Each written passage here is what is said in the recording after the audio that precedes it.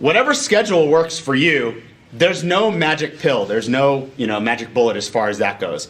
For me, what worked for me is if I was doing 2 in one day, I would do 1 from like 10 to 12, and then I would take a break and I would go to Starbucks, I'd get something to eat and get some coffee or whatever it was, and then I would do a different open house from 1 to 3.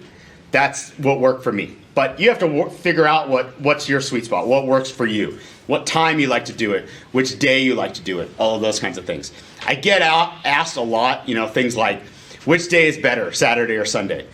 To me, I haven't found any data in my own doing of open houses that says that it matters. I don't think one day is particularly better than the other. So you have to just experiment with it and say, what am I getting the most traffic from, and where am I seeing return on it from?